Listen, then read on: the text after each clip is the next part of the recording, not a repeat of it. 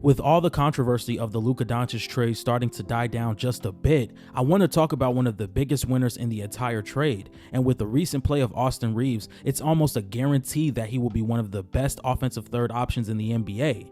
And with the Lakers now being borderline contenders and possibly contenders for the next 7 to 10 seasons, he will be able to generate some extremely easy looks playing next to the two greatest playmakers and mismatch attackers the league has ever seen. With the level of playmaking, consistent off-ball scoring, and pick-and-roll creation, having an above-average level ball handler next to the level of offensive mastery that is Luka and LeBron, Austin Reaves is going to have a hell of a tenure with the Los Angeles Lakers. Over the past 14 games, Austin Reaves has averaged 22 points per game on 6 assists a night and 64% true shooting. And today, we're going to talk about how big of a winner Austin Reaves is throughout this Luka Doncic trade. This second nature, putting belt to the paper. These lines gon' shake pavement like Luka's trade to the Lakers. A fine bitch taker, we riding waves in Jamaica. I put my chin to the sky and give thanks that I'm not a hater. Wood grain taking steer in my life. Robbers raised the kids so you won't catch me with fear in the eye. Thank God, another celebration. Put beer in the sky. Clean glasses every other night, cause I'm me and that's tight. So I've always believed that playmaking and scoring is kind of on the same string. If you're a really solid to above average 3-level scorer, you're going to be a better playmaker because the floor opens up for you a lot more because teams are going to collapse on you on the perimeter or in the paint. And I believe that same sentiment can be said about Austin Reaves. With the progression he's made as a scorer over the past few months, the floor opens up a lot more for him now, as the defense blitzes on him and he gets a very easy look to Anthony Davis for the mid-range jump shot. Now, I also don't want to discredit his decision making. Here we're going to see Austin Reaves with his back to the basket, but freeze framing here, you're also going to see Luka Doncic setting a screen for Rui Hachimura, taking both big men out of the paint, with Walker Kessler on the perimeter against Jackson Hayes and John Collins getting a screen on the right corner for Rui Hachimura to cut to the basket and either have a smaller defender on him in Isaiah Collier or to just have an open shot around the rim.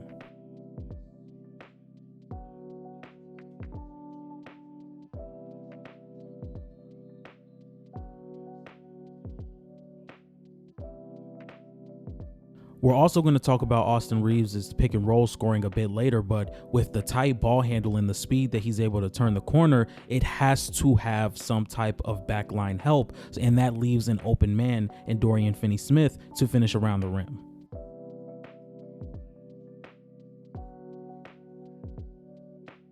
One thing the Lakers do really well is having their big flash out to the perimeter to take the opposing rim protector out of the play. So here they do the same thing.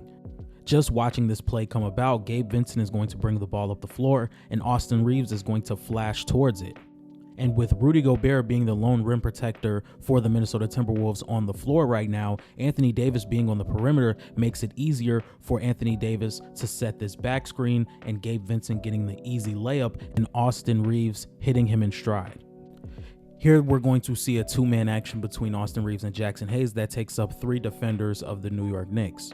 As you can see, Mikal Bridges is chasing the ball handler, Cat is playing drop coverage, and Josh Hart is protecting the rim. This gives Rui Hachimura the perfect opportunity to cut to the basket. Austin Reaves notices, and that's an easy basket around the rim.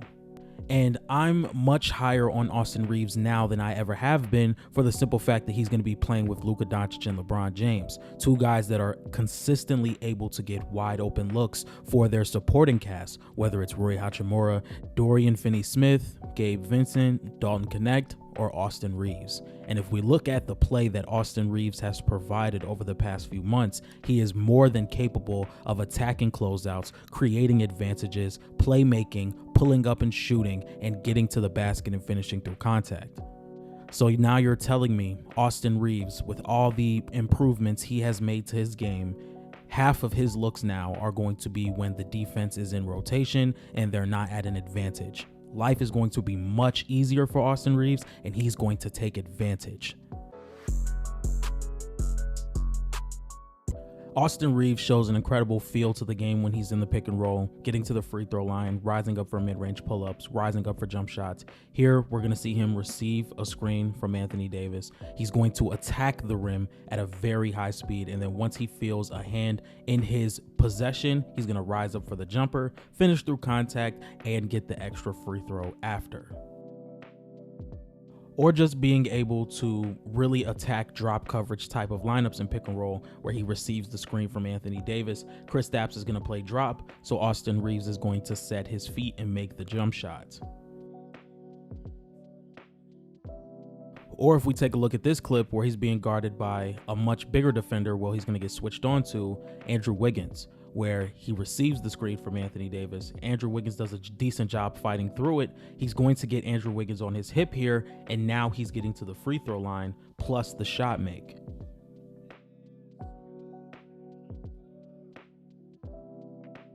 Or in this clip where he's going to be used as an off-ball player and an on-ball player, and we can just really look at the change of speed once he gets the ball in this pick and roll situation to where he's able to attack the weak side because Claxton attacks the wrong side too early and he gets a free look at the rim.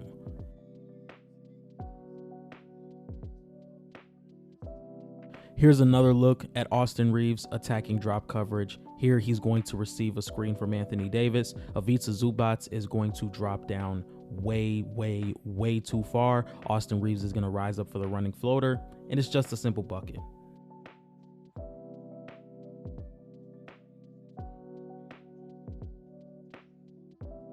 And I've also seen a lot of discourse about how players get to the free throw line, and that's not necessarily a good thing. But if you're able to rise up once you feel a hand in your possession and finish through contact and get an easier look by finishing and going to the free throw line, I think that's a high level of offense if you can do it consistently. And here's the last possession of Austin Reeves being a fantastic shooter out of the pick and roll, getting a screen from Jackson Hayes and just rising up immediately once there's no real help in the pick and roll, and he knocks down this shot.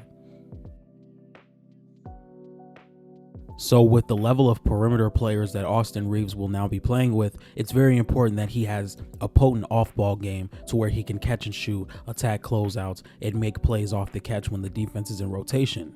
And I'm not going to sit here and act like Austin Reeves is just some prime Klay Thompson off-ball three-point shooter, but if you have a guy that has the confidence to shoot shots like these and knock them down and also be a dangerous perimeter and on-ball threat, I do think he'll be able to knock down these type of shots consistently off the catch and off motion and spotting up.